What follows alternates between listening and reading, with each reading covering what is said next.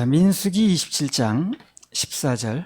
이는 신 광야에서 회중이 분쟁할제 너희가 4명 거역하고 그 물가에서 나의 거룩함을 그들의 목전에 나타내지 아니하였음이니라.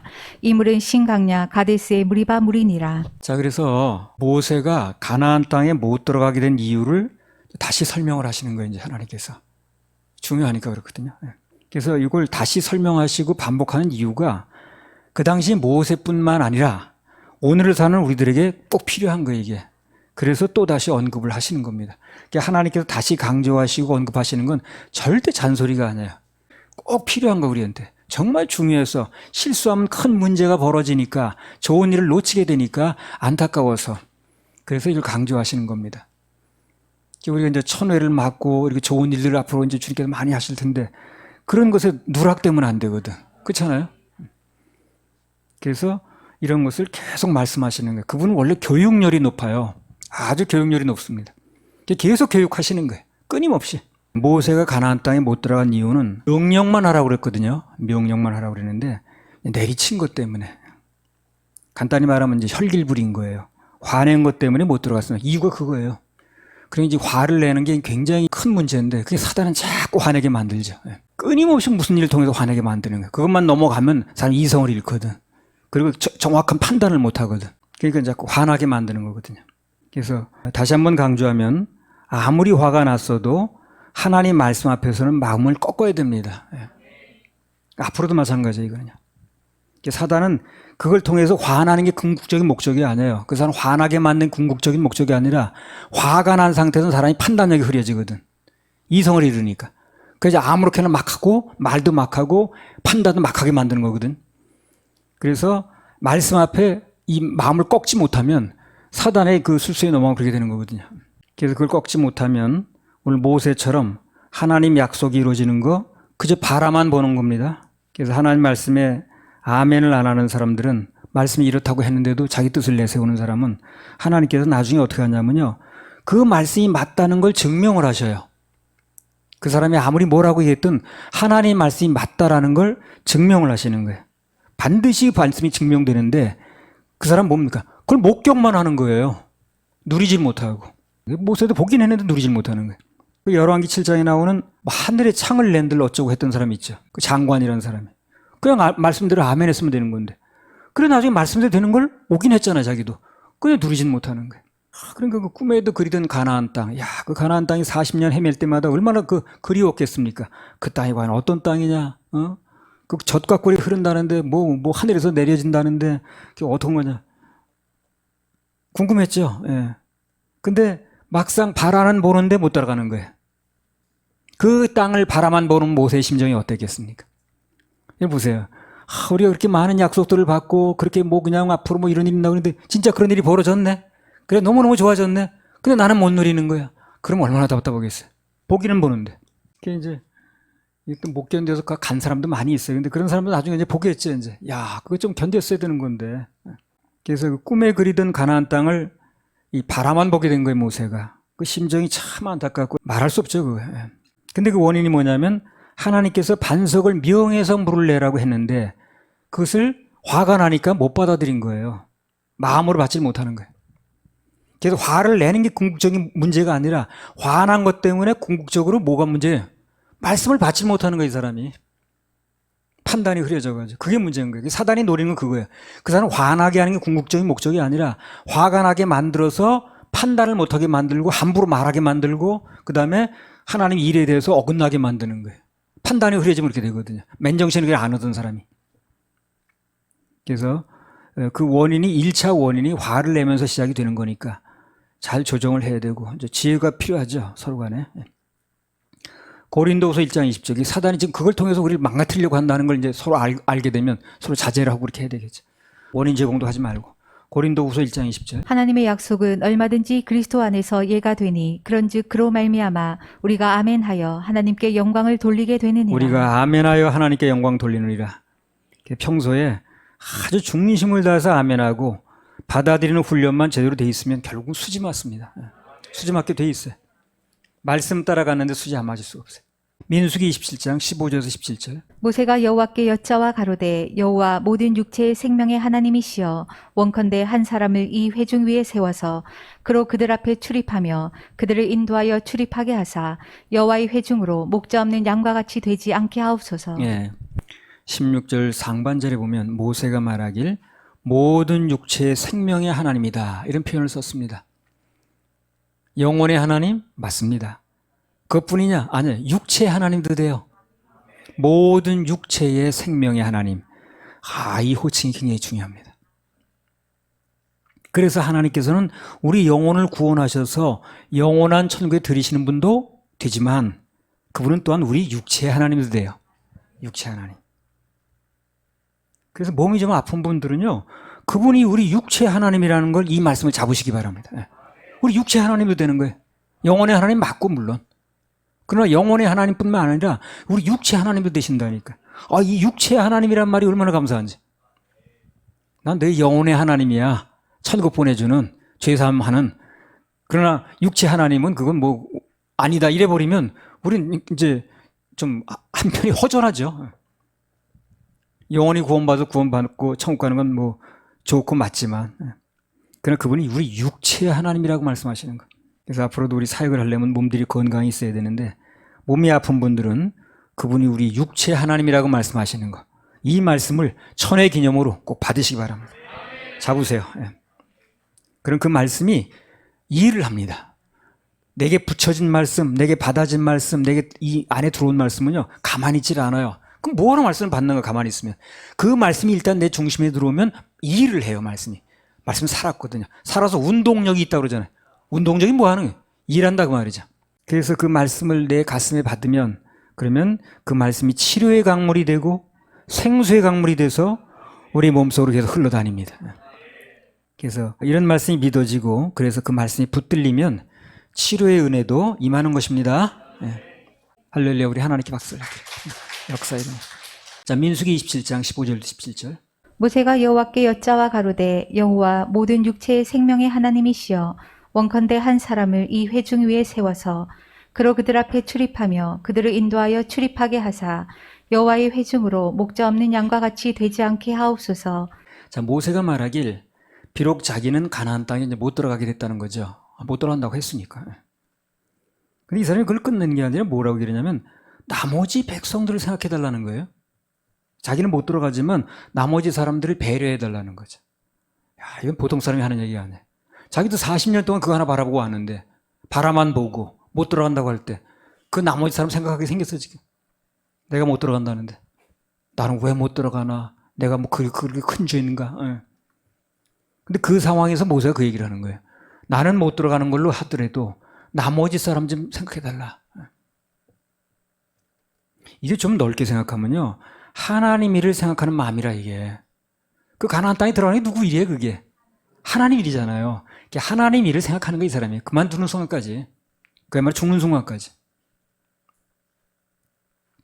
참 이런 걸 놓고 보면 모세는 정말 신사입니다. 40년 동안 쓰임 받으면 해요 진짜. 자격이 있어요. 얼마나 신사입니까 이 사람. 이게 아무나 할 수 있는 게 아니잖아요.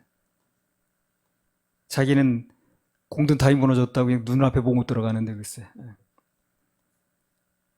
하나님 일을 그때까지 생각하는 거예요. 하나님께 쓰임 받으려면 진리 면에서는 단호하되 삶에서는 뭐가 됩니까? 신사가 돼야 돼, 신사. 보면요, 비신사적인 사람이 하나님께 쓰임 받는 경우는 거의 없습니다. 한번 눈여겨보세요. 그래, 비신사적으로 하는 사람이 하나님께 쓰임 받는 누가 있는가? 하나님이 신사를 좋아하세요. 왜? 그분이 신사니까. 그래서 뭘 하는 게 신사적으로 하는 사람이 쓰임 받지 그렇게 비신사적으로 나는 사람이 하나님께 쓰임 받는 걸 거의 없습니다. 그거는 하나님 쓰는 게 아니에요. 하나님이 신사이기 때문에 신사를 좋아합니다. 내가 가끔 그 얘기하죠. 나에겐 영향 미쳤던 세 분의 목사님 중에 한 분인데 그분이 교회에서 무슨 일이 있어서 뭐 거의 쫓겨나다시피 나왔어요. 근데 하여튼 자우전 중요한 건 후임 목사가 누군지 오기로 했잖아요. 근데 후임 목사에 올 사람들이 오게 되면 그 교회 차도 쓰고 그러잖아요. 근데 이분이 뭘 하느냐면 차량 엔진 오일을 받고 전부 정비소 가서 그 카센터가 점검을 받더라고, 차를. 그래서 내가 아니 뭐 그 나중 후임자가 하시겠지 뭐 그거 오시면 그 쓰는 분이 하겠지. 그걸 가는 분이 뭐 그거 신경 쓰냐 그랬더니 아니라는 거야. 누가 와서 이거 안전사고 나면 안 된다는 거야. 그래가지고 전부 그걸 다 고치더라고 가서 아주 새 차처럼. 그 웬만하면 그만두고 하는 입장에서 후임자가 알아서 할 일이지 그거. 당사자면 그런 거 챙기겠어요? 그걸 보면서 야, 저렇게 하는 거구나. 저게 신사적으로 하는 게 맞는구나. 그런 걸 내가 옆에서 보는 거예요 이제. 보고 배우는 거예요. 그래서 아, 저게 신사적으로 하는 것이 그 목회자의 본분이고 또 저렇게 하는 것이 하나님께 어필되는구나 하는 걸 보는 거예요. 그랬더니 그분이 구리시리고 왔는데 나중에 더 좋은 사역을 하더라고 거기 와서. 진짜 왜 잘 꾸며놓고 하고 더라고. 언제가 이제 무슨 뭐 그 새로 이사하고 이전 예배 드린다고 초청을 해서 내가 가봤거든요. 너무너무 잘 차려놓은 거야. 그리고 어디서 몰려왔는지 교회들이 벌써 와가지고 그 구리시에 사는 사람들 그래가지고 뭐 정말 잘 차려놨더라고. 나도 이제 그런 걸 보고 배워가지고 전에 그 충주교회 인계할 때 월세 밀린 거 다 갚고 그 어려운데 내가 다 갚고 보증금 1,000만 원 다 물려주고 거기는 악기 집기 전부 물려주고 그러나 몸만 왔어요. 그야말로 몸만. 아 그랬더니 주님께서 나에게는 더 좋은 거 갚아주시더라고. 좌우지간 하나님은요 신사를 좋아하십니다. 신사. 아브라함도 롯과 헤어질 때 보세요. 아주 쿨하게 하잖아요. 네가 그렇게 동으로 가고 싶어? 그럼 나는 서로 갈게. 네가 서가 마음에 들어? 그럼 나 동으로 갈게. 얼마나 신사적입니까? 뭐 판단이 잘 안 될 때 이거 아직 판단하세요. 난 뭐 할 때 좀 판단이 안 될 때가 있어야 돼요. 그때 나 이 말씀을 떠올립니다. 아브라함이 어떻게 했는가? 아브라함이 자기는 보는 눈이 있으니까 다 뭐 좋은 거 다 알겠죠. 그러나 롯이 먼저 선택하면 자기는 이쪽으로 선택하겠다는 거예요. 여기를 가게 되면 난 이쪽으로 가겠다는 거예요. 너무 멋있잖아요 그거요. 그러니까 그렇게 쿨하게 선택을 하니까 하나님께서 동서남북을 다 주시는 거예요. 롯은 거기 가는 거 누리지도 못했고. 그래서 우리 하나님의 자녀들은 어디 가서 뭘 하든 신사적으로 해야 됩니다. 신사가 됩시다. 신사가 됩시다. 새 것 주십니다. 새 것 주셔야 됩니다. 새 것 주세요. 이 모세가 신사야 참 하는 거 보면 이런 게 눈에 들어와야 돼요. 이런 게 멋있어 보여야 돼. 신사적으로 행동하는 게 멋있어 보여 나도 좀 닮고 싶은 마음이 생기는 거지. 저 바보같이 참 어리숙하네 저 사람. 그러면 그거 닮고 싶겠어요 그 사람은? 그렇게 자기는 그렇게 안 되는 거예요. 그게 참 부러워야 돼. 그 신사적으로 하는 게 쿨하게 하는 게 너무너무 부러워야 돼. 부러워야 나도 닮을 거 아닌가. 근데 아유 저 사람 어리숙해가 저래가 세상 살겠나. 그럼 닮겠어요 내가 그걸? 민수기 27장 18절부터 23절. 여호와께서 모세에게 이르시되 눈의 아들 여호수아는 신에 감동된 자니 너는 데려다가 그에게 안수하고 그를 제사장 엘르아살과 온 회중 앞에 세우고 그들의 목전에서 그에게 위탁하여 내 종기를 그에게 돌려 이스라엘 자손의 온 회중으로 그에게 복종하게 하라. 그는 제사장 엘르아살 앞에 설 것이요 엘르아살은 그를 위하여 우림의 판결법으로 여호와 앞에 물을 것이며 그와 온 이스라엘 자손 곧 온 회중은 엘르아살의 말을 조차 나가며 들어올 것이니라. 모세가 여호와께서 자기에게 명하신 대로 하여 여호수아를 데려다가 제사장 엘르아살과 온 회중 앞에 세우고 그에게 안수하여 위탁하되 여호와께서 자기에게 명하신 대로 하였더라. 이걸 보면서 우리가 뭘 알 수 있느냐면요. 하나님께서 세우시고 쓰시는 사람들의 특징은 어떻습니까? 이 말씀대로라면 그분의 신에 감동된 사람들이라. 감동된 사람들이라 쓰라고 그러잖아요. 그죠? 눈의 아들 여호수아는 신에 감동된 자니 너는 데려다 안수해서 그 사람 후계자 삼으라는 거죠. 그러니까 하나님께 쓰시는 사람은 감동을 잘 받는 사람이에요. 도대체 나는 감동을 못 받아. 감동이 하나 쓰임 받을 수 없어요. 그 사람 왜 감동이 안 가냐면요. 감동이 갔습니다. 근데 감동이 간 게 내게 불리하니까 안 받은 거예요. 그럼 감동이 예민해지지 않는 거예요 나중에. 처음에 감동이 마음에 슬그머니 옵니다. 심어 뭐 이렇게. 근데 그거를 또 심어요. 지난주에도 심었는데요. 내 사정 잘 하시면서 이러니까 감동이 흐려지는 거예요 그때부터. 나도 처음에 집회청 갔을 때 감동이 매주마다 오는 거예요. 지난주에 똑같은 제목으로 심었는데 근데 그걸 순종하면 할수록 그 감동이 예민해지더라고요. 분명하게 들리더라고. 처음에 희미했었는데. 그래서 얘기를 요약하면 하나님은 감동된 자를 불러다 쓰시는 거예요. 이제 감동된 자니. 그러면 감동을 잘 받는다는 얘기인데 그 사람이 처음부터 감동이 이렇게 잘 오는 게 아니라 감동을 주셨을 때 그걸 조금 희미하게 와도 잘 감동을 받아내면 점점 감동이 예민해져요. 분명해지고 나중에 귀에 들리듯 들린다니까요. 그래서 감동을 잘 받다 보면 그 사람이 감동된 자예요, 바로. 그럼 쓰임 받는다는 거예요. 뭐 그 얘기예요, 이게 지금. 그래서 하나님께서 쓰시는 사람은 더 쉽게 감동을 잘 받는 자라는 거. 그렇죠? 전혀 감동이 안 온다는데 그 사람은 어떻게 씁니까? 저는 감동이 전혀 안 와요. 근데 어떻게 그 사람 쓰냐니까? 감동이 온다고 그래 쓰는 거지. 여기서 무슨 일을 시킨다라든가 뭘 하자고 그랬을 때 무슨 나는 전혀 감동이 없다니까. 그럼 어떻게 쓰냐니까 그 사람을. 그러니까 뭔가 감동이 자주 오는 분들은요, 그거 아주 좋은 겁니다. 감사하시기 바랍니다. 어떤 사람은 나한테 감동이 너무 잘 와. 그러지만 너무 잘와서 걱정될 게 없어요. 뭔가 감동이 자주 온다는 건 좋은 거라니까요. 감사하셔야 됩니다. 나도 전에 집회 때 매주마다 감동 주시니까 좀 당혹스럽더라고. 근데 지금 와서 보니까 다 저를 쓰시고 복 주시려는 거였어요, 그게요. 지내보니까 그래, 지내보니까. 하나님 감동에 민감하고 그분의 음성이 잘 들리려면요, 드림의 감동부터 훈련을 잘 받아야 돼요. 무슨 불이 떨어졌네, 무슨 뭐고 뭐지, 그건 나중 얘기라. 그거부터 받으려고 그러지 말고, 사람들 그거부터 추구하더라고. 근데 하나님께서 나에게 아주 좋은 코스를 밟게 하셨어요. 처음부터 그런 건 안 보여주시고 드림부터 계속 하는 거예요. 드림부터. 드림 감동부터 받는 게 좋은 코스입니다. 근데 사람들 그건 싫어하고 그건 안 받으려고 그래. 그거는 이제 멀리 놓고 무슨 뭐 불이 번쩍했다는 둥, 무슨 뭐가 어쨌다는 둥, 뭐 병이 뭐 된다는 둥, 뭐 이런 것부터 받으려고 그래. 그래서 하나님의 감동에 민감하고 그분 음성이 잘 들리려면 우선 드림 감동부터 훈련을 잘 받아야 됩니다. 감동을 잘 받고 예민하기 시작하면 말씀도 잘 들리는 거예요, 그때부터. 근데 목사들이 하나님 말씀 받겠다고는 하는데 드림 감동이 약해. 그거 안 되는 거지. 안 들리는 거지. 뭐 들려야만 하는데 들리질 않으니까 할 게 뭐 있어요. 그래서 사람들이 써놓은 책밖에 볼 게 뭐 있었겠어. 내 경우에도 아무것도 안 들려. 옆에서 뭐가 봤다고 그러고 뭐가 진동이 왔다고 그러고 하는데 나는 아무 들리는 게 없어. 들리는 건 오직 그것뿐이야. 심으라는 거. 그것도 옆에 교인 것까지. 그 집 교인 병 났는데 왜 내가 대신 예물을 심으라고 그러나 이해가 안 되더라고. 근데 결국 심었어요. 못 심거라. 안 되겠더라고. 하여튼 감동을 잘 받으려면, 뭔가 잘 들리려면 심는 감동부터 잘 와야 된다는 거예요. 그래서 하나님 감동을 우선 예물 감동 받는 것부터 시작하면 정확한 감동을 받을 수가 있어요. 예물 감동은 분명히 정확하게 오지, 그렇게 예물 심는 게 부정확하게 오진 않아요. 심을 마음이 있는데 안 오게 한다라든가, 마음이 왔는데 하지 말라고 그렇게 오지 않는다는 거예요. 그래서 언제 어느 때든 무슨 예물 감동이 오는가, 거기에 민감하시기 바랍니다. 선포되는 예물에도 민감하게 반응하면 좋습니다. 심는 감동에 민감하기 시작하면 그럼 각종 감동이 열리기 시작합니다. 근데 시작이 그부터 시작하더라고. 근데 심는 감동이 오지 않아. 그걸 거절해. 그러면 다른 감동 올 수가 없어요. 그 사람이 아무리 원해도. 정 코스가 뭐냐면 최초에 심는 감동이 와요.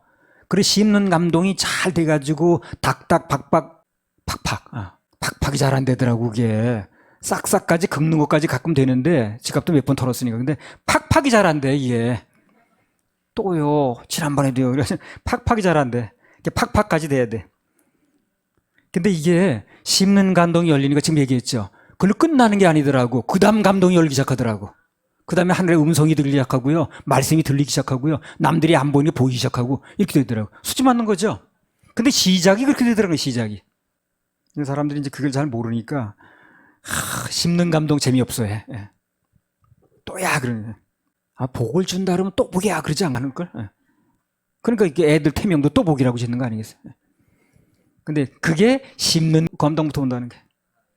사무엘하 2장 1절. 그 후에 다윗이 여호와께 물어 가로되 내가 유다 한 성으로 올라가리이까 여호와께서 가라사대 올라가라. 다윗이 가로되 어디로 가리이까 가라사대 헤브론으로 갈지니라. 그럼 매사에 하나님께 묻지요. 지금 다윗이 물을 수 있었다는 건 뭘 의미합니까? 물을 적마다 하나님 감동이 왔다는 거 아닙니까? 그러니까 물었겠죠. 매사 이렇게 시콜콜 자꾸 묻는다는 것은 물을 때마다 답변이 온 거예요. 지금요. 그러니까 물었겠지. 전혀 답변이 안 오는데 어디 뭡니까? 그러면 이걸 뒤집어서 얘기를 하면 다윗이 어떻게 그래 하나님 감동을 잘 받았냐는 거예요. 그러면 무슨 훈련을 그렇게 잘했기에 평소에 어떻게 살아왔는데 그렇게 물을 적마다 답변을 받았냐는 거예요. 답변이 왔기 때문에 또 묻는 거고. 사무엘하 8장 10절에 12절. 그 아들 요람을 보내어 다윗 왕에게 문안하고 축복하게 하니 이는 하닷에셀이 도의로 더불어 전쟁이 있던 터에 다윗이 하닷에셀을 쳐서 파함이라. 요람이 은그릇과 금그릇과 녹그릇을 가지고 온지라. 다윗 왕이 그것도 여호와께 드리되 저가 정복한 모든 나라에서 얻은 은금 곧 아람과 모압과 암본 자손과 블레셋 사람과 아말렉에게서 얻은 것들과 소바왕 로브의 아들 하닷에셀에게서 노략한 것과 같이 드리니라. 여기서 답을 얻으셔야 돼요, 여러분들이 지금요. 왜 이렇게 감동을 잘 받았는가? 물을 때마다 어떻게 감동이 왔는가? 무슨 훈련이 됐는데 이걸 답을 얻어야 된다니까요. 역대상 29장 1절에 3절. 다윗 왕이 온 회중에게 이르되 내 아들 솔로몬이 홀로 하나님의 택하신 바 되었으나 오히려 어리고 연약하고 이 역사는 그도다. 이 전은 사람을 위한 것이 아니요 여호와 하나님을 위한 것이라. 내가 이미 내 하나님의 전을 위하여 힘을 다하여 예비하였나니 곧 기구를 만들 금과 은과 녹과 철과 나무며 또 마노와 박을 보석과 꾸밀 보석과 채석과 다른 보석들과 하반석이 매우 많으며 성전을 위하여 예비한 이 모든 것 외에도 내 마음에 내 하나님의 전을 사모함으로 나의 사유의 금은으로 내 하나님의 전을 위하여 드렸노니. 무지하게 심지요. 그러니까 다윗도 똑같은 코스를 겪은 거예요. 똑같은 코스를 걸은 겁니다. 하나님께서 다윗에게 예외 없이 심는 감동을 주신 거예요. 처음에. 그래 다윗이 심는 감동이 올 때마다 계속 심은 거예요. 그러니까 그때부터 다윗에게 감동이 잘 오다 보니까 다른 것도 잘 들린 거예요. 잘 들리다 보니까 자꾸 묻게 되는 거예요. 이게 선순환이죠. 그러니까 이게 아까 좋은 코스라고 그랬잖아요. 다윗에게도 여전히 제일 먼저 뭘 하셨냐면 저에게 하셨듯이 심는 감동을 자꾸 주시는 거예요. 그럴 때마다 다윗이 심은 거예요. 감동에 순종해서. 그러니까 점점 감동이 잘 들리는 거예요. 그러니까 잘 들리다 보니 자꾸 묻는 거예요. 그런 얘기예요. 그러니까 다윗은 하나님의 감동을 기대하기 전에 먼저 하나님께 드리는 데 열렸다는 거죠. 오늘날 사람들이 이 드리는 데 참 약합니다. 그러니까 하나님 감동이 오질 않는 거예요.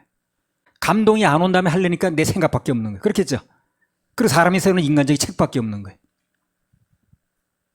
그래서 뭐 나를 비롯해서 우리 교회 물론 다 마찬가지고요. 다른 교회 얘기를 좀 한다면 다른 교회 목사도 마찬가지라 그렇게 해야 돼요. 나만 그렇게 하는 게 다 그렇게 해야 됩니다. 먼저 드림의 감동이 열려야 돼요. 드림의 감동이 자꾸 열리게 되면 그게 열리면서부터 다른 감동이 오기 시작해요. 그러면 다른 감동도 하나님 말씀으로 받아서 하게 되면 다른 감동도 다 정확하게 할 수 있는 거거든요. 근데 그 감동이 제일 먼저 심는 것부터 오는 거거든요. 근데 이제 그걸 잘 안 하죠. 일반 그 집회 가보세요. 다 돈 내라고 헌금하라고 얘기해서 강사가 심는 건 별로 없어요. 그러니까 다른 사람은 유리한지 모르지만 자기는 유리하지 않은 거죠. 근데 우리는 어떻습니까? 강사가 다 똑같이 심어요. 왜 더 심습니다. 나는 강사니까 빼고 여러분만 그러지 않아요. 그러니까 이게 심는 감동을 먼저 주시는 게 정코스라는 거. 그게 열리면 점점 정확하게 들리면서 그 위에 말씀에 대한 거 무슨 뭐 삶의 결정에 대한 게 점점 들리기 시작한다는 거예요. 다윗도 먼저 그 코스를 겪었다는 것입니다. 걸었다는 거예요. 그리고 나중에 겪다 보니까 말씀이 더 잘 들리게 됐고 잘 들리니까 또 묻게 됐고 이렇게 된 거예요. 아무튼 결론은 하나님께서는 감동을 잘 받는 사람을 귀히 여기시고 그리고 존귀하게 만드신다는 겁니다. 할렐루야. 우리 하나님께 박수. 어제 아침인가요? 이제 영어 성경 읽다가 우연히 보게 된 건데 이게 드림하고도 관련이 되는 얘기거든요. 자, 여호수아 14장 6절에서 15절. 때에 유다 자손이 길갈에 있는 여호수아에게 나오고 그니스 사람 여분의 아들 갈렙이 여호수아에게 말하되 여호와께서 가데스 바네아에서 나와 당신에게 대하여 하나님의 사람 모세에게 이르신 일을 당신이 아시는 바라.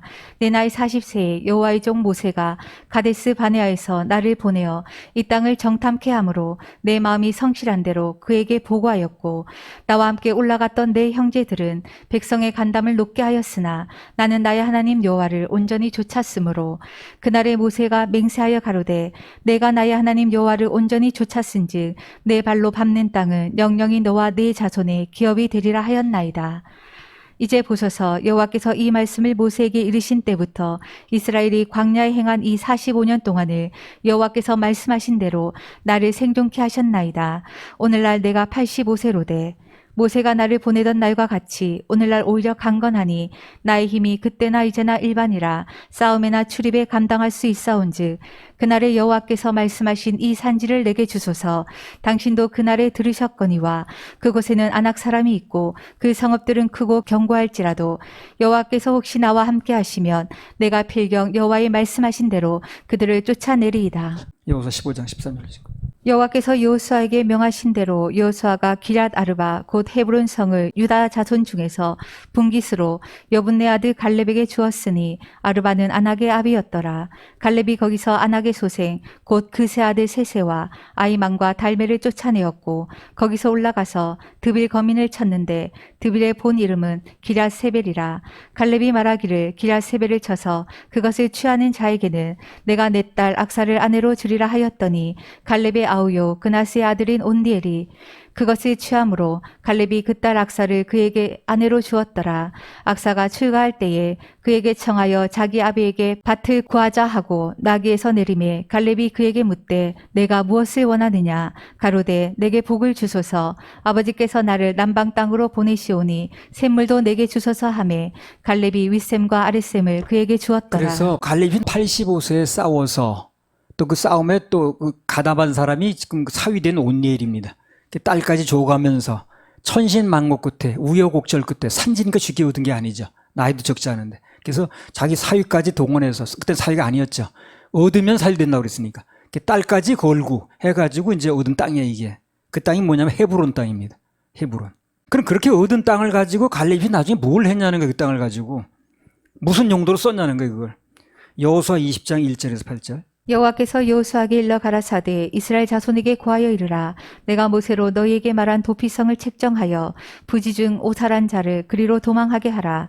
이는 너희 중 피해 보수자를 피할 곳이니라.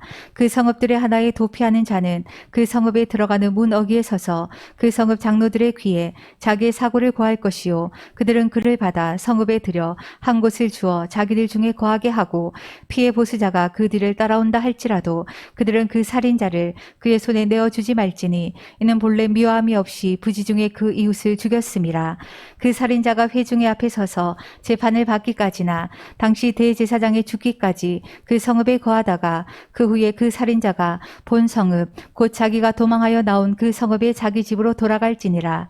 무리가 납달리의 산지 갈릴리 게데스와 에브라임 산지의 세겜과 유다 산지의 기럇 아르바 곧 헤브론을 구별하였고 또 여리고 동요단 저편 루벤 지파 중에서 평지 광야의 베셀과 갓 지파 중에서 길랄 라목과 므낫세 지파 중에서 바산 골란을 택하였으니. 하나님께서 이 중요한 계획 중에 하나가 도피성이에요. 이 도피성이 예수 그리스도 상징하는 거거든요. 나중에 죄 지은 인간들이 그 예수 그리스도라는 도피성에 숨게 되면 살아나는 거거든요. 굉장히 중요한 거죠 이게. 하나님의 중요한 사역 중에 하나인데 아주 정말로 중요한 핵심 계획인데 그래서 그 땅을 지정하는데 이제 도피성으로 지정하는 거예요. 근데 유독 눈에 띄는 게 뭡니까? 갈렙이 정복한 헤브론이 거기 들어가 있는 거예요. 무리가 정했다는데 이제 이걸 한번 생각해 보자는 거예요. 자, 당시 그 갈렙의 위치를 보게 되면요. 보통 위치가 아니라 갈렙이요. 그 여호수아하고 동급이에요. 그러니까 여호수아 시대에 살았던 딱 둘이 남았잖아, 지금요. 그 둘이 뭐 애들 난 세대 말고. 정탐꾼으로 갖고 초창기에 있던 세대는 다 죽고 광야에서 이 갈렙하고 여호수아 둘이 남은 거예요. 그러니까 이 갈렙의 위치라는 거는요. 굉장하죠. 그러니까 그 뭐 여호수아에 비하는지는 모르겠지만 하여튼 그 갈렙이 위치가 굉장한 거예요. 이게 무리가 갈렙의 의견을 듣지 않고 땅 내놔요 빨리. 그거 저 도피성사 함께 그렇게 징발할 수는 없다는 거예요. 그렇겠죠. 예. 다른 땅을 이렇게 할 수 있을지 모르지만 갈렙의 땅을 이렇게 할 수는 없어요. 갈렙의 위치를 볼 때. 그렇다면 헤브론 땅이 갈렙의 땅이 거기 들어갔다는 건 무슨 뜻일까요? 그게 갈렙이 자청에서 내놨다는 뜻이죠. 오히려 이렇게 보면 더 정확합니다. 갈렙이 그렇게 하나님 사에게 그런 계획이 있습니까? 하나님의 그 도피성을 만드는 거야. 내 땅 내놓게. 이렇게 된 거예요 지금. 그렇게 얻은 땅을. 그래서 갈렙이 내 땅 하나님의 일에 쓰라고 즐겁게 헌신했다고 봐야 되겠죠. 그 요약하면 그거예요. 갈렙이 그렇게 힘들게 얻은 기업을 결국 어디다 썼냐는 겁니다. 어디다 썼냐는 거예요. 다까지 주님 일에 하나님 일에 그거예요. 그렇게 힘들여서 애써서 얻은 땅을 지금 돈인데 그게 재물인데 그걸 어디서 썼냐는 거예요. 이걸 우리 삶에 한번 적용을 해보는 거예요. 이제 그러면 삶에 적용을 하면 우리가 힘들게 돈을 벌어서 그렇게 돈을 땀 흘려 벌죠. 애써서 벌죠. 그렇게 쉽게 돈이 벌립니까? 뭐 옛날에 그런 말 있잖아요. 남이 호주머니 있는 거 남이 돈 먹으려면 쉽냐고. 어렵다는 말이야. 돈 버는 게. 아마 직장생활 보면 알 거예요.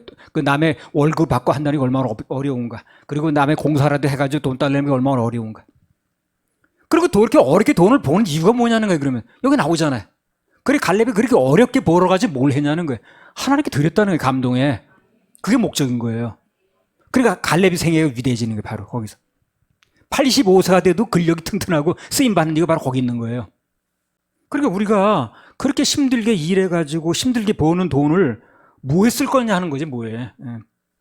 마찬가지로 주일에 쓰는 거예요, 주일에. 주일에 쓰려고.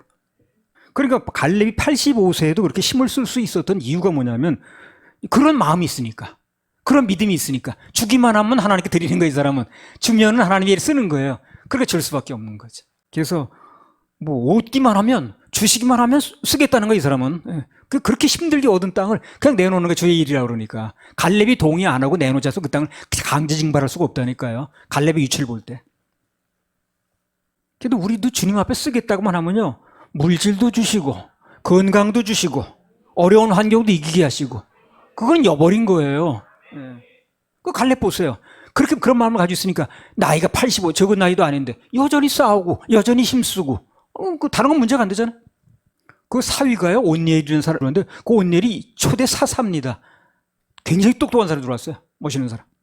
그래서 주님께서 쓰시겠다고 할 때 감동에 민감하면 그러면 물질도 주시고 건강도 주시고 그 다음에 어려운 환경도 이기게 하시고 공급도 하시고 그렇게 하시는 겁니다. 우리 할렐루야, 우리 하나님 박수 올려드립니다.